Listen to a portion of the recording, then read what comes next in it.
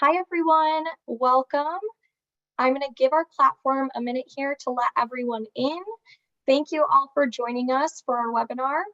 You can go ahead and give a greeting in our chat. Say hello. We'd love to hear from you. Let us know where you're tuning in from today. And we'll be started in just a minute here.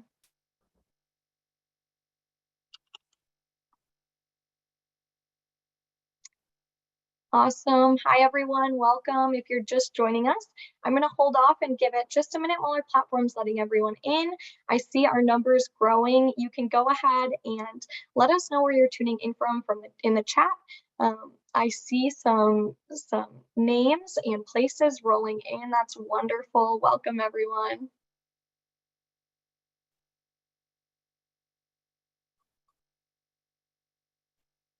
Wonderful. Well, welcome. Thank you for joining us today. And for our webinar, Beyond the Numbers, Talking to Your Loved Ones About Mental Health. My name's Jackie Zimmerman. I'm the Public Education Associate at Mental Health America's National Office, and I will be moderating today's webinar. Just a few notes for you all before I introduce our presenters.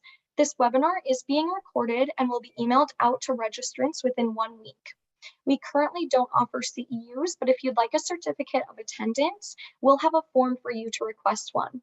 We'll post the link to that form here in the chat shortly, and it will also be included in your follow-up email. Today's webinar will be a panel style, so as time allows, we will take a few questions from the audience at the end. Please feel free to post your questions in the chat. We would love to go through some of those if we have time. And also feel free to make any comments or share any of your own knowledge or experiences in the chat as well. Today's webinar is the first in our 2-session Beyond the Numbers series for BIPOC Mental Health Month.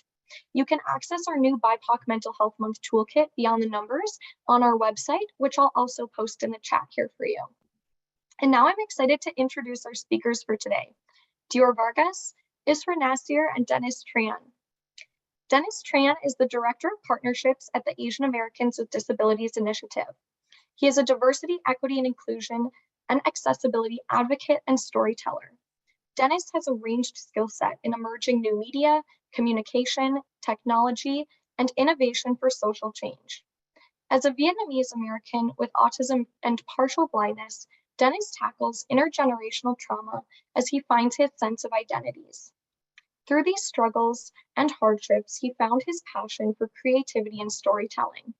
Dennis believes for everyone has a story to tell, and through these stories, we can all identify with each other. Welcome, Dennis. Dior Vargas is an award-winning mental health activist with over 10 years of experience in advocacy. She specializes in working with universities and corporations to discuss self-care advocacy, wellness accessibility, diversity within mental health, and other related topics. Dior is the creator of the People of Color and Mental Illness Photo Project, a response to the lack of representation in the media of BIPOC people living with mental illness. Dior is also the recipient of numerous awards, including the White House Champion of Change for Disability Advocacy across generations, an honor given by the Obama administration. Welcome, Dior. And we also have with us Isra Nasir. Isra is a psychotherapist, speaker, and founder of the digital mental health brand Well Guide. Isra curates meaningful experiences through one-on-one emotional and mental health coaching, workshops, and speaking engagements to further amplify the message of emotional wellness and personal growth. Her work is focused on transforming the way we talk about mental health, taking it from a place of shame to a place of empowerment, with a specific focus on identity formation and healing for the BIPOC immigrant experience.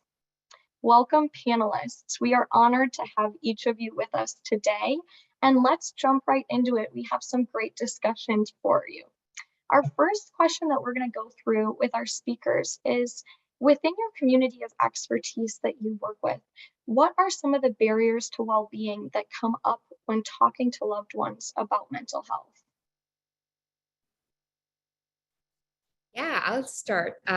First of all, thank you everyone for joining. I'm so excited that the space has been created so more people can talk about this that belong to the BIPOC community. And in my personal work I'm going to answer this question as a South Asian child of immigrants trying to navigate the mental health space, both as a user as well as a practitioner. One of the things that I see come up quite a bit is this fear of disappointing your parents or having them internalize your mental health or your mental health struggles as their fault or they did something wrong. And then there's this guilt that gets mixed in with your own feelings. So you end up dismissing your feelings. You end up minimizing it. You end up kind of shoving it into the back of the closet because you're so much more focused on how it's going to be received by your community. And I see that guilt really become a barrier for especially children of immigrants or folks who belong to a collectivist culture in seeking services. Yeah, I would like to add on to what Israel was saying as a Southeast Asian American navigating the mental health space, but also like as a person with disability as well, that it's the intersectionality with my work here with the Asian American Disability Initiative is that like there's shame and culture taboos of like not being able to be vulnerable and sharing our emotion and thoughts about like what we're actually going through, and it's like kind of being disappointing to our family members because like it's always not seen as based on survival mentality that they're living off of, like their perspective of like how mental health and disability has always been about like surviving and not really about like anything else. So it was always been like, oh, like why aren't you successful as your cousin or your family member? And so always the comparisons, like if you were to be able to have like a disability, let's say, you'll be compared like, oh, like something's wrong with you, like we don't want you to associate anything like that, or like they think about mental health as something very extreme cases, like, oh, like you go through some mental health, it's like something very like severe or something like, oh, like you're crazy or something like that. But in reality, it's like there's a variety of spectrum that's mental health and that people would go through, and there's a it's nothing is very black and white. And I think that that's something like a lot of us like immigrant kids go through of trying navigating our dual identities of like our Asian American, but also like our American identities as well, and just like being able to like show up for ourselves and just understanding our identities and just being able to how to show up for ourselves and be able to talk about our experiences and be ourselves. Yeah, I'm hearing a lot of overlap when it comes to stigma and why it's difficult to start having these conversations in our specific communities. There's definitely these long held beliefs that specifically in the Latinx, Latina community, that it's a curse, some sort of spiritual possession. Like in Spanish, it's un castigo de Dios, which is like a curse from God. So it's something that either you've done wrong, maybe that's something that it's your fault, that often religion comes into play where you should be praying. Maybe you need to have a stronger devotion to God or whatever religious figure that you follow. And there's a lot of shame that comes into it. And we don't really have a foundation to build upon because a lot of it is based in secrecy and not wanting to come across as a failure, specifically when it comes to parents, but also as someone who is living with a mental health condition. There's also the generational aspect, the power dynamic. You may not want to share that aspect of you because that's maybe showing a level of vulnerability. There's this resilience factor. And so there's so many things at play when it comes to starting these conversations. And I'm just really excited to have these conversations with you all and see how we can undo that stigma. Definitely. Thank you all for those answers. Dior, you've been a pioneer in this work and really were one of the first people to talk on a national platform about the importance of BIPOC mental health. Given your experience in this work, what are some of those common themes that you're seeing stand in the way of BIPOC individuals getting the help they need when they're communicating to loved ones about their mental health? And if you see, how much does this differ from one BIPOC cultural group to the next? Absolutely. similar to what we've been talking about so far, shame is a huge aspect, lack of knowledge when it comes to just having these conversations, but also lack of knowledge of resources, as well as mental health disparities, not having health insurance or not knowing how to navigate a very, very complicated system if you're on Medicaid. And so when it comes to access, being able to use those resources is one thing, but the conversations have to begin beforehand because at least with my personal experience, there's a certain order, I would say, at least from my experience, that occurs where you need to start having this conversation, where you need to have a realization and paying attention to how you're feeling and maybe how your emotions are negatively impacting your life. And then that leads you to hopefully seek treatment. And then there's just so many things that are involved when accessing that treatment. And there are a lot of shared experiences when it comes to BIPOC communities. And so a lot of it is related to insurance, like I had mentioned before, also lack of cultural compassion or cultural competence that they usually express it as. Also, when it comes to the Latinx community, maybe there are language differences, but also in other immigrant communities of color, there could be those language differences, immigration status, as well as overall dismissal of your feelings. And I would say this is particular to Black women, where they're expressing what they're going through, and doctors are dismissive of that. And there's a lot of racism when it comes to accessing that support. So often Black men are more severely diagnosed because of the bias, because of the negative attitudes towards specific races. So there's a lot of overlap, but there are unique aspects to it. And so I also think it's important to think about the intersection. So BIPOC communities, that also includes people with different gender identities, sexuality, socioeconomic status, immigration status, and educational status. So there's so many things that come into play when you're even thinking about it, talking about it, and accessing that care. Absolutely. I see our viewers are adding in some common experiences that they go through as well. Isra or Dennis, do you see any kind of common themes within your communities of getting that help that you might need?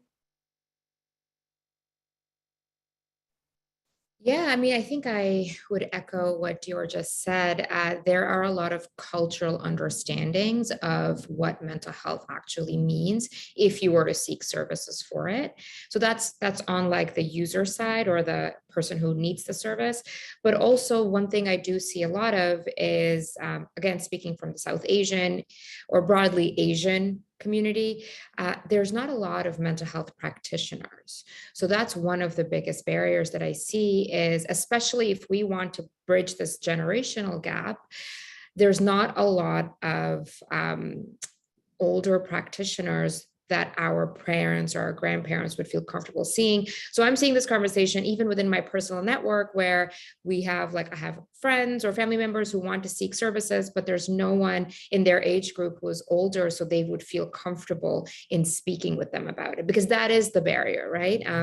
Not saying that a younger clinician can't work with an older person, they absolutely can, but there's this stigma that, okay, no, like I can't work with a younger person, they're not going to understand, right? And then there's a language barrier as well. There's not a lot of clinicians who speak all the varied languages of the South Asian or East Asian groups that are present here, and that becomes an issue as well. And then there is something that Dennis was talking about earlier, is this lack of awareness of what's out there because you're just too busy trying to survive, trying to meet the demands of being a parent, having a family, maybe even having to send money back home. So you're just so like in your own little bubble of survival that you are not even thinking that you deserve this. So that's another mental barrier that a lot of people have. Again, speaking of the South Asian community, that I don't deserve this. This is a luxury. Like I just need to do the thing, pay the bills, and just make it to the end of the day, end of the month, end of the year, right? And I see people really suffer in silence because of that. I'd like to add on to what Isra mentioned about like the whole experience of that aspect of it, and kind of from my experience of like navigating the healthcare system and having dealing with mental health traumas, but also like living with disability itself. It's like kind of the diagnosis of like autism and ADHD was like the limited resources and just being limited resources of understanding the awareness of what I mentioned earlier, but also like the lack of research and data, like how like society is like our world is like kind of more diverse than before. And so even if like we had like our parents were able to have the resources, it's like how they even navigate those aspects of it. It's like is it information up to date for them to have these type of information? Is it even accurate? Because like there's so many misdiagnoses on terms of like people going through like they're diagnosed with depression instead of ADHD, or they're diagnosed with like other thing, and they kind of been like more like test subject for like medication, going through side effects and just going through these aspect of it, and it's just like it often affect uh uh uh our own like self-care and our well-being as a person go navigating through our own mental health journey. And for me, like I was diagnosed with autism in 2020, and like, it took me 20 plus years to kind of like understand why I was going through that and my mental health and my suffering through that. But also like I kind of realized that through my own experiencing, just seeing not just only my own experience as an Asian American, but like other BIPOC community, low income community, I mean, not we have access to these resources, like are diagnosed later in life, in like in 20, 30s and 40s, like or even beyond 60s, that they're able to like to realize that, oh shoot, I've been diagnosed with autism or ADHD in those time. And I was like, I didn't, and it's like a wake up call for them to kind of go through that. And then it's like a whole reevaluation process of their own traumatic experiences that they have to go through again. Yeah. Yeah, thank you both for sharing as well. I know each of you have touched on this briefly, kind of the challenges that having these conversations with family members or friends might pose. But if you were to have a personal conversation with a loved one who struggles to talk about their mental health or feels that shame, stigma, or embarrassment, how would you suggest starting that conversation? If there's even any key phrases or things that you can help to say to facilitate those kind of conversations from happening.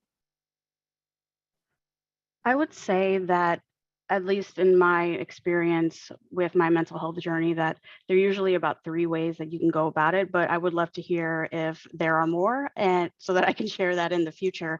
But in terms of ways to start the conversation, you can start it related to what's been going on in the world. If there's media attention that's related to mental health, specifically when COVID started, how mental health became more of a topic that people started discussing. So using that as a frame, as a starting point. There's also where, because we're very family oriented or communal, not every family, of course, but a lot of them are. And so there's this sense where you want to be closer to your family. And so if you frame it in a way where you want to include them in your life, that you want to have a stronger relationship with them, that's another way to go about it.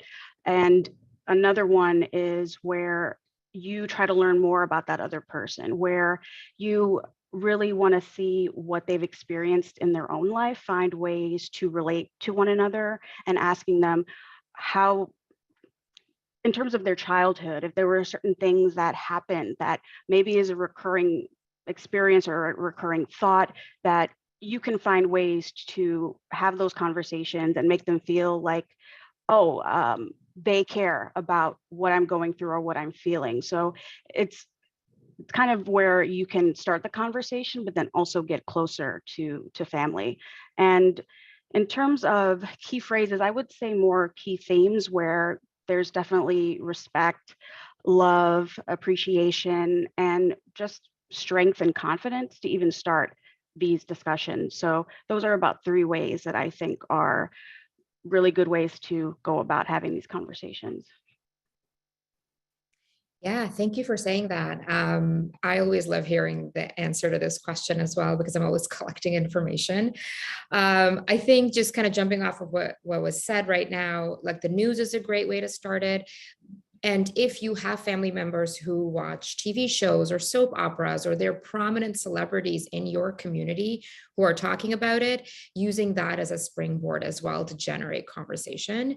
There's a very popular Bollywood actress who, in the last 4 years has been openly talking about her anxiety and her depression. And I've seen that being used all the time in like South Asian communities to kind of just be like, okay, look, she's talking about it. What's been going on with you? That kind of stuff. But some high level pointers are, I always recommend folks have this conversation in private. And then they give the person a little bit of notice so that the other person doesn't feel ambushed by it, or that they're all, they suddenly get really defensive. And so even saying something like, I just want to check in with how you're doing, want to catch up, even if it's like your parent, an elderly auntie in the community, saying it as, I want to catch up with you, see what's going on, and just giving them a little bit of a heads up that you want to have a private conversation. And the second thing that I do try to recommend is really kind of going in with curiosity. So instead of using language that's based in assumptions, maybe using language that's more based on observable facts. So instead of saying, I think you're sad nowadays, saying, I noticed you were a little more quiet at dinner when we started talking about X thing, right? Or I noticed that, you left the room when we started talking about something, right? And using that as a way to kind of get in to be like, okay, what's really going on? And I think, one of the last things I'll say is sometimes people who have a lot of stigma around mental health tend to focus more on the physical, observable, concrete symptoms of it. So, if you are working with someone from the BIPOC community, or if they're in your own community, starting off with the observable facts, like, have you been sleeping well? I noticed that you're a little more like on edge. I noticed your eating habits have changed. So really just grounding the conversation in that, and then using that to bridge into the mental health experience. And that also gives the people who have a little bit of stigma around it, like this like whole health perspective. So we're not saying that your mental health is some like far away thing and your physical health is over here, really trying to marry the two. And that just helps navigate the conversation better. I would say I like all what we guys both have said so far, and just like add on to like the conversation of like, yeah, it's like what Issa mentioned about like being open and saying curious. Is like, I think it's very important to have that, and to be able to like be able to learn about another person and just be able to empathize and really truly connect with them, and just like listen to really what they have to say. And be by that is mean like, I think like Brené Brown, like in her like HBO Max series, like mentioned about it, like kind of be able to like support them the way they need support, and not just like necessarily we're projecting our own self into like try to problem solve ourselves onto them, but also like just asking them like, oh, like, hey, I noticed you're going through something, or you seem off today, like, is there anything I can do to help? Like, what does help look like to you, and like how to navigate that? Or like, I'm here for you if you want share what you're going through, and if you want any advice or feedback, I'd be glad to provide them, only if you need it to be that way. But ultimately, it's like creating an open space where they feel comfortable enough to share what they're going through, but also be able to like create that safe space for them to feel heard and seen and understood, but also like be able to fully be themselves in a mass around you. And I think that's like something like I try to like advocate for, and just be able to like have that safe space for people, but also like having that like boundaries in place, so that like sometimes like they may share something with you that you often get triggered. So you have to find that balance of like how we navigate that aspect of it, like to work around each other triggers and love language to support one another. Absolutely. Thank you all for those great examples. So, how can individuals then cultivate a stronger relationship and understanding of mental health with their loved ones after they've had that initial discussion to continue the support?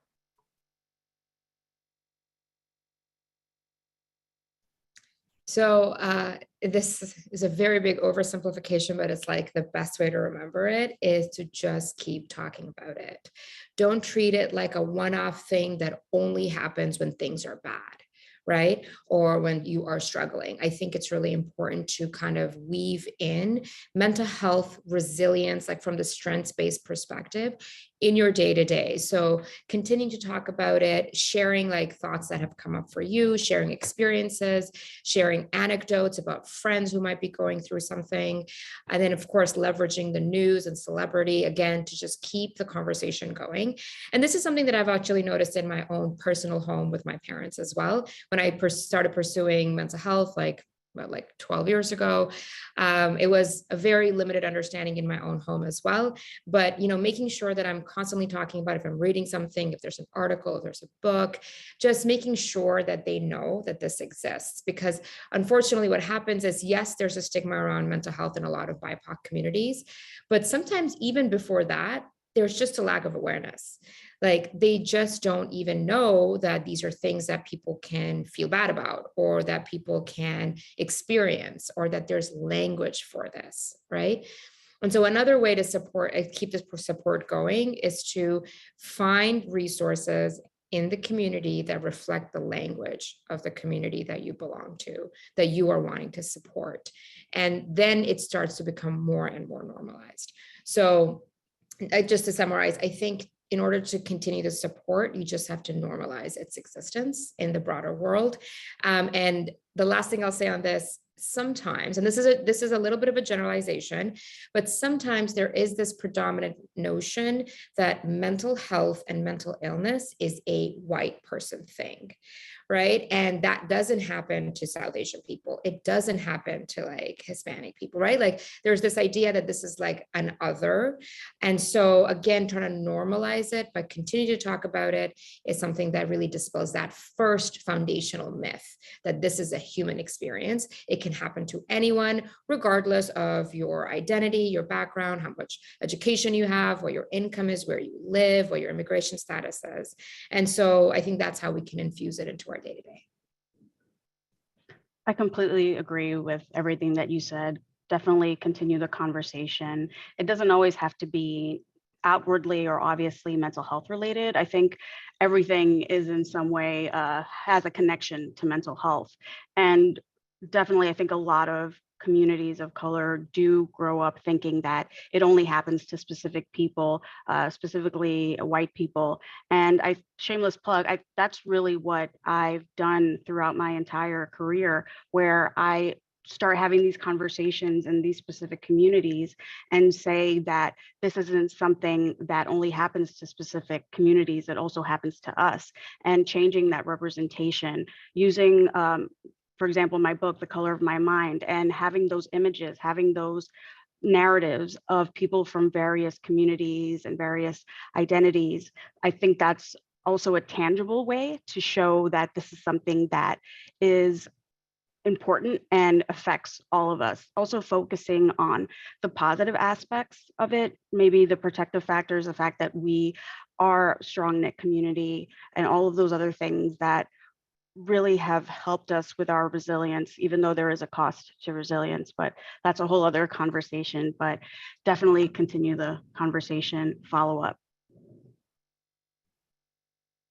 Yeah, definitely. To basically continue sharing stories and just being to like, I agree with both of what you said, and just like having to be able to have a conversation going, but also know that you're not alone in the process of this journey of your mental health, and just like being able to like keep learning and growing with it, and just like navigating to all your different resources out there, but staying open and curious. Like for example, like your healing journey isn't necessarily linear, and it's always going to take a long process of like going back and forth. Like there's going to be up and down days, there's going to be a trigger point that you thought you healed from, or what you kind of gone through, but it's kind of there's lots of unpacked, and it's like a lifelong process. And it's like mental health is something that is like not necessarily something that you can say like, oh, you can put a band-aid on and peel off of, but it's going to take a time to like work through the process, take a lot of inner work and inner process to heal. And I think like in order to do that, we kind of have to keep learning and growing, just like learning to pick up new skills and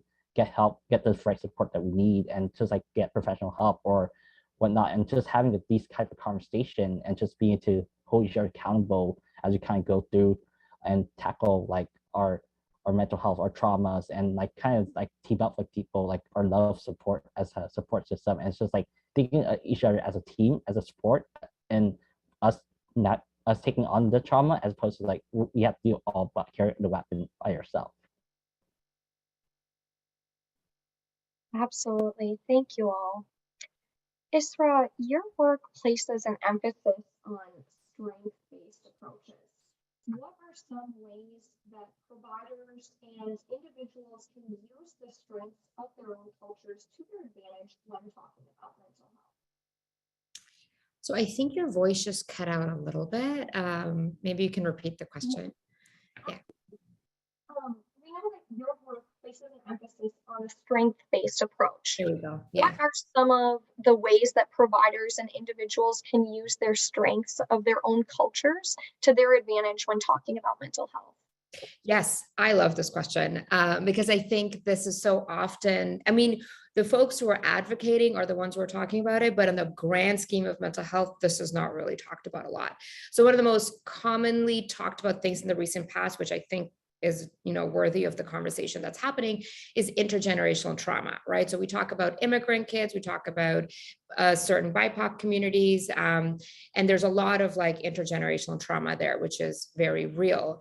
And so when we talk about a strengths-based perspective within like, providers, even community workers, is to always look at the flip side of the thing that you're talking about. So if you are talking about intergenerational trauma, let's also shine the light on intergenerational healing and intergenerational resilience, right? And like you said, resilience has a cost. Oftentimes resilience is born out of trauma, even though you don't necessarily need to have trauma to be resilient. But sometimes they often come together. And so when we talk about trauma, we have to talk about the community's knowledge and the ancestral knowledge of healing and resilience that has brought them this far through this traumatic experiences that they might have collectively had. And so what does that look like, right? So when we think about, resilience, individually, we talk about mastery of self. So we think about what are the difficult things that we have overcome. When we sit with somebody and we talk about intergenerational resilience, we think about their community's resilience. When terrible things happen to your community, how did your community rally together? How did they support each other? What were those strengths where you kind of stood side by side for each other and tried to heal the trauma? A really great example of this is when you see mass events of trauma happening around the world. One of the first groups to get there to support another, community in pain is often the Sikh community. They're, Indian, Punjabi background, and they're often the first ones anywhere. There was a shooting in Australia, trigger warning. There was earthquakes are happening in the refugee camps. And so you see this like community healing process that the Sikh community has so embedded in their community, that they are always there to support other people, right? Every community has a strength like that. So helping people realize that is really, really important. The second thing I'll say is looking at the strengths of the collective. So BIPOC communities are often collectivist communities. That is changing now, but foundationally, that's kind of what it is, right? And for those who might not know, collectivist communities are those that exist within large groups that are the family, the extended family, the neighbors, and oftentimes the benefit of the community is given more importance than the benefit of the individual person. And so in mental health, you start thinking about what do boundaries look like in that, right? How do you have independence? How do you find your identity? How do you kind of differentiate yourself and grow? And so again, collectivist cultures get a bad reputation. You see this a lot on Instagram, like when they talk about boundary setting, and a lot of people are getting their mental health information nowadays on Instagram as well. So we have to bring that representation even within those spheres, that there is a benefit to being in a collectivist community, right? And TikTok, you're correct, Rachel. Lots of mental health content on TikTok, but there is a benefit to the community. You see that people show up for each other. There are lower rates of loneliness. There are people, when you get sick, like 4 people will show up at your door with food, will take you to the hospital. There's this power in that that is so healing that we don't really shine the light on. So as practitioners, I always encourage people to talk about the resilience of the community, and the intergenerational healing practices. And that's what transforms the narrative from a deficit-based perspective to a strengths-based perspective. Absolutely. Dior or Dennis, any additions you want to make to that? Basically, that's the complete gist. I think that all of that was on point. I also think that when it comes to practitioners, to give the mic to the clients, because often we might assume what they have experienced. There is this importance to be culturally compassionate, to have that knowledge, for the client not to have to spend the whole session explaining what their culture looks like, but having a dialogue where it's a back and forth, where there's more of an internal discovery about their upbringing and how there are protective factors versus risk factors, because usually that is something that is always honed on and focused on when we, I think, really need to have a more positive conversation. There are a lot of things at play, and sometimes it can't be easy to be positive, but I think once we have more of these conversations, we might in some way lead into a more positive discussion. Yeah, like echoing what was already being said, and I think like having like navigating tackle into like different community groups and being able to like learn from different aspects into integrating different culture into your practice, like, and just be able to learn from your client and what they have to say and their lived experience of like what they got through, like, is so important. Because as a trained practitioner, like, you may have like we may have like have the knowledge and education background, but I think like different perspective and experiences of like their trauma and how their upbringing led to them, and what led them to where they are now, is like it kind of have like a different perspective in the aspect of like how we can approach them, how we support them, and how can we show up for them in a way that like can address what they're going through and how we can help them. Absolutely. Thank you all. Dennis, your work places a focus on the importance of storytelling and community. How can people use storytelling to either get the support they need from loved ones or to give support to loved ones living with mental health conditions? I would say personally for me, like how I use storytelling to impact other, it's like kind of growing up in a culture of shame and judgment, and like kind of sharing my story was always seen as like as a weakness, or even like being vulnerable was like kind of like shame upon, and like kind of like, oh, you shouldn't share that with other people, and kind of like it's not unsafe. And so it coming from a place of that, it's like kind of I was discouraged to do all that, and it's like it was like kind of having, for those like growing up in the space where like having identity crisis, because like, oh, like you're doing what you're supposed to be doing by your parents, and just understanding that like, oh, this is what I always know. And then kind of learn from my American identity, I see people opening up about their own emotion, their own feeling, or kind of in the workplace when they really disclose their talk about different things or how they are. And it kind of, for me, it's like it always felt like a place of like, you know, navigating that identity crisis for me. And it was only until like and I was like kind of, I always knew something was off about me and understanding that aspect of my mental health, but I never know what type of resources support was there, or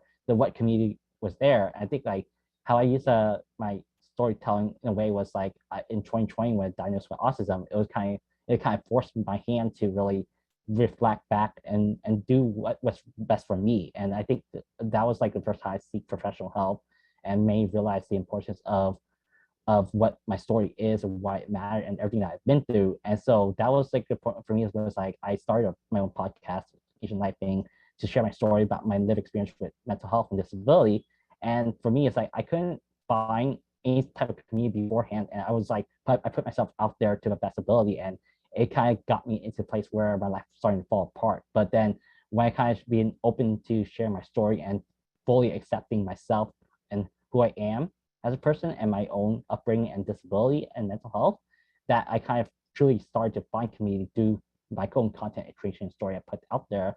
Like I was able to allow other people to come find me and find support that way, and to be able to have like be in the space now, in the advocacy space now, and to have that aspect of like, yeah, I'm involved with the main disability nonprofit organization and find various resources that I never knew of, and the sense of community and support that I have now that I never knew existed if I didn't share my story. So I think like, so if you can't find what you're looking for, sometimes you have to kind of create it in order to let other people find you and the resources come to you that way. Absolutely. And I know a few people are asking in the chat for you to share your podcast so that they can listen to that as well, Dennis.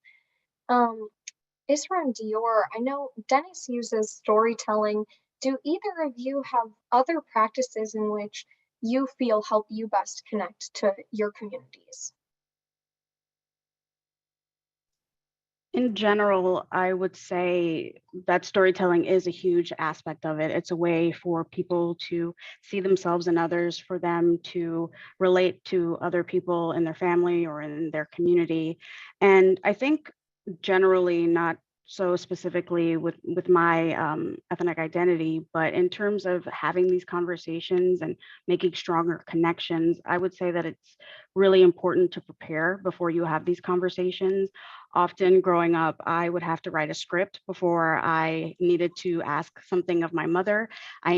I know how she reacts to things, so I already had that in mind, where I said, okay, she might say this, so what are some things that I can say in response? And I think that being prepared, knowing what language you want to use, as well as having the education, that's maybe a little boring, but if you prepare and have that education to help push the conversation, I think you can be more confident and stronger and make your point, because often this can be very overwhelming.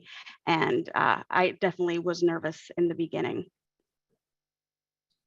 Yeah, I love that tip to prepare for the conversation. I think that really helps, especially with the boundary setting conversation. That's the one thing that comes up a lot in my work, is how do I set healthy boundaries with my parents. But one thing that I like doing with my community is I do a lot of anonymous AMA. So like anonymous ask me anything on my Instagram. I probably do it once every 2 weeks, once every 3 weeks. And of course, I'm not giving individual advice, but I start seeing themes of questions that are coming up for the community, and then answering them or providing education on that, or directing people to the right resources on that. When I started my Instagram account, which was, it was like my pandemic project, one of the most common questions I was getting all the time is, how do you go about finding a therapist? Right? Again, that a lack of awareness on access. And so using that answer feature, the question answer feature on Instagram, gives me an idea of what resources people are looking for or what kind of information they want, and then creating guides, sending out information on my newsletter that are thematically, going to help them navigate whatever they're kind of struggling with right now.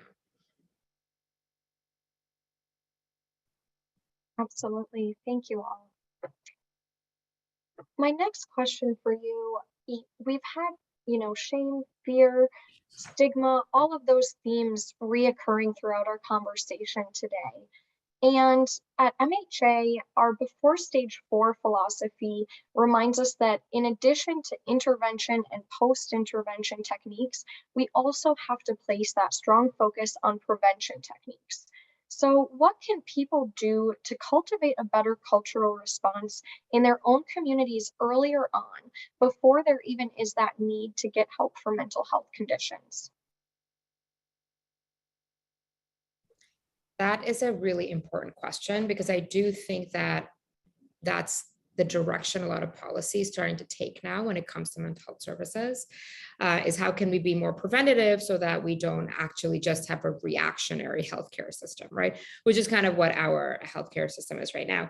So something that I find really, really important, and this is more on the practitioner, community provider side, not as much on individual people. But I think it's really important to train our general practitioners, our family physicians. They're usually the only medical practitioner a lot of people are seeing throughout the year.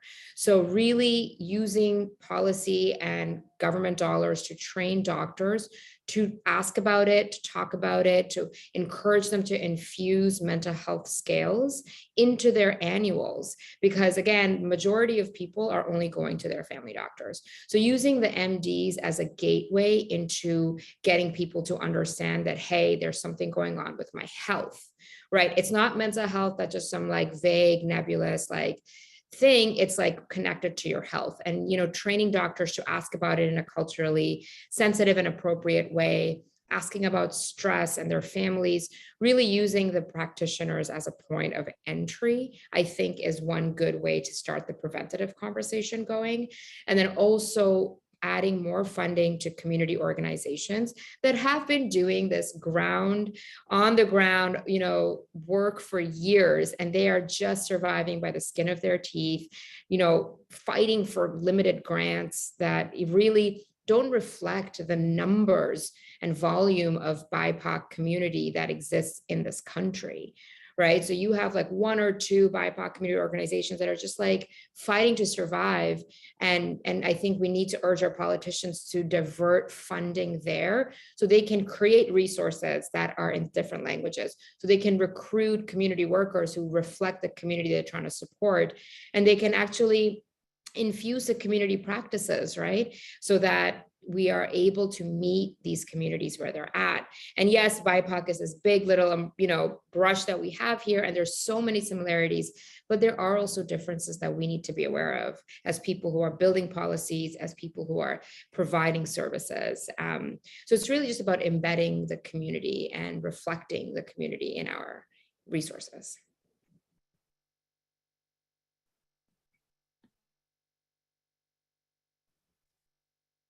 I completely agree. And I also think that maybe ways for there to be more of a response in specific communities or within households is to also connect mental health to physical health, because we usually will prioritize physical health over mental. And so I think that when you are expressing that there are connections to these conditions, that if you are having certain physical symptoms, that could be an indicator that you may be going through a mental health struggle. I also think that really reframing the discussion surrounding mental health is important.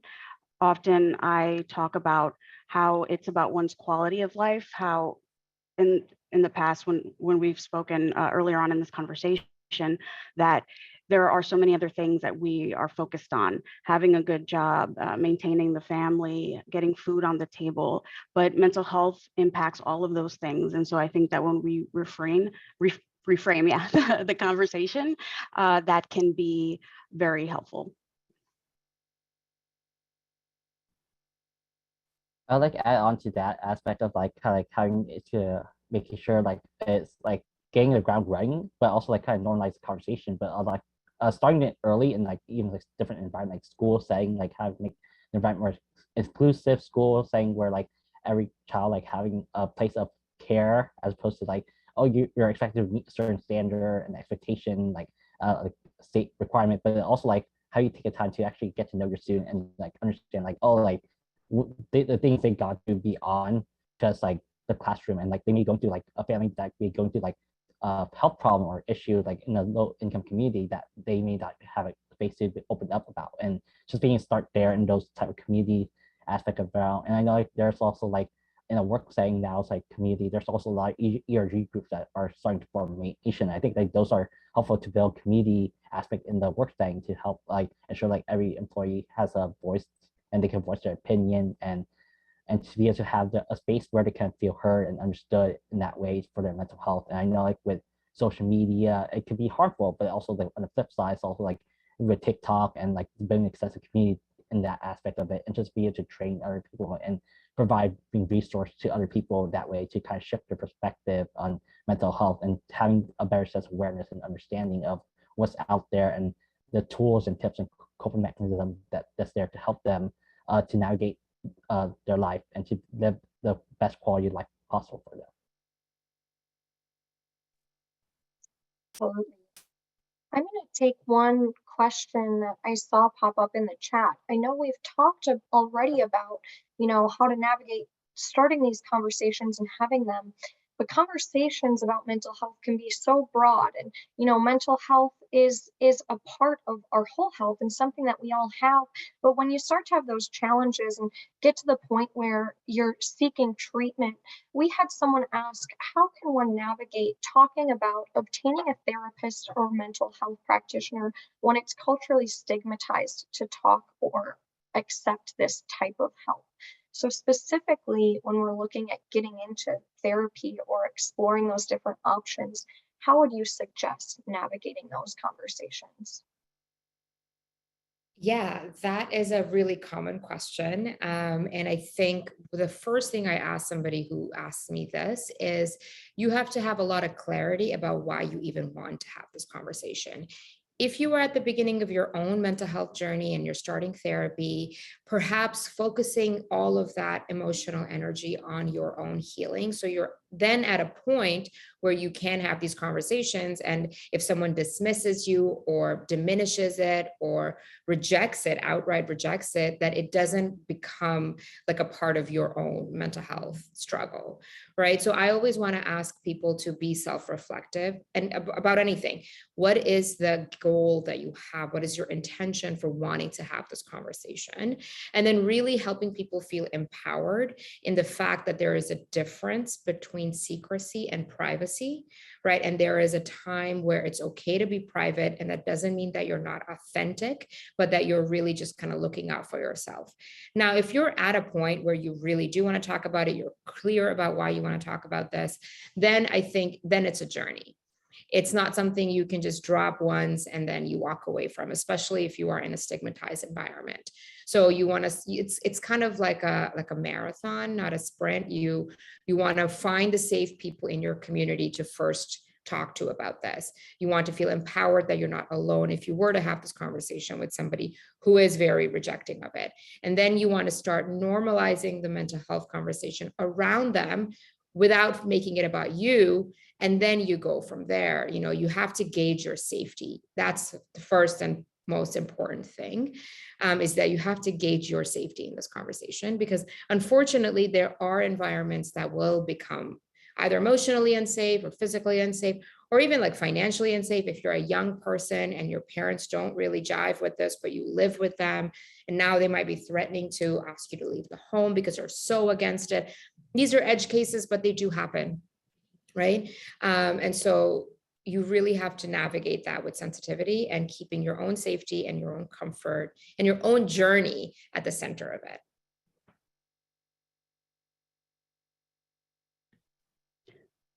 When I started the conversation with my mother, and it was after a couple of conversations where I started to focus on what my treatment would look like. And so seeing a therapist was one of the first things that I advocated for. And I think that when you frame it in terms of this is what I need in particular to feel better, maybe mention some of the things that they've noticed. Like I've noticed that I've been irritable, that I've been isolating myself. And I know that if I do speak to a practitioner, that I can get the tools to help myself and to maybe be in a better mood, a lack of a better phrase. And I think that that's really important when it comes to having these conversations. And often you hear that, well, why would you tell a complete stranger? Why wouldn't you tell a family member, we're close, we're here for you? And you can still be supportive, but not in that clinical aspect. There are certain tools, there are certain things that these professionals have that honestly, not all of us are equipped to offer. And that is in no way saying that you're not good enough or that you're useless when it comes to having these conversations, but you want to have tangible things that you can do to improve your quality of life. I say adding on to like both of like Isra and Dior, like on my own personal journey of navigating through like my own mental health is like to this day I still kind of struggle with having conversation with my parents, like my mom, about like my own mental health, because it's always come from a place of like she kind of understands it, but at the same time, she doesn't really fully grasp it in the sense of like, yes, it's a kind of like, oh, like it's a kind of they try to offer support environment, but also when I kind of open up about it, it kind of been like, oh, like why you have to be why are you depressed or anything like that, or why you're this way, and it kind of comes from a sense of like it's they have some sort of understanding of it, but also like don't understand the depth of it, and so kind of felt like you're feeling always invalidated. So I guess for me, it's always been like for me is I find kind of reaching out to a professional life coaching to kind of help having a different perspective, a third party that doesn't have anything to do with myself, or just like giving me the tools and resources for me to navigate my best life and quality. I think like in that sense, I kind of have to trust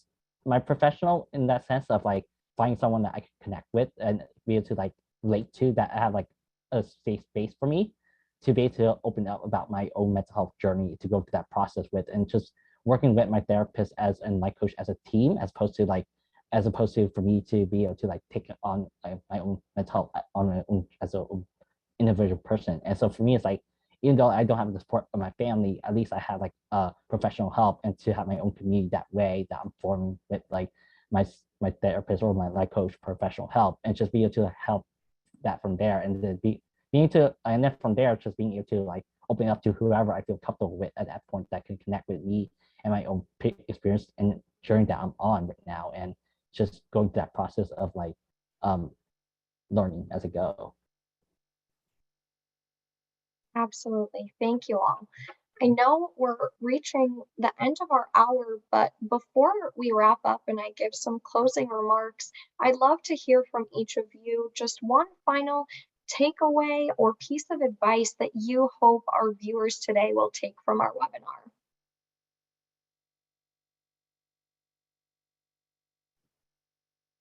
I can begin. I think this is how I kind of implement this in my own life as well, is changes in the small moments and healing happens in the present. So when we were trying to talk about this, we're trying to destigmatize these things in our communities. Just be patient with the process, be patient with the people you're working with or you're interacting with, and just understand that change is something that happens in the small moments over time.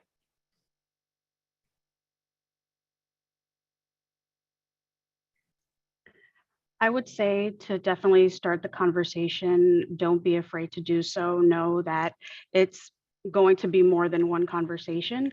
And you may be surprised if you do have the luck, because sometimes, you never know. But if you have that space where you have family who are open to having these conversations, they might surprise you, they may be more supportive. And I think what we were talking about earlier, where we think of self-care, that it's weak, that we don't deserve it. And so I think that having that frame of mind prevents us from having these conversations. And so allowing family to be there to support you is extremely important. And in terms of like prerequisites, definitely be prepared. But beyond that, I would say that there are really no prerequisites when it comes to having these conversations.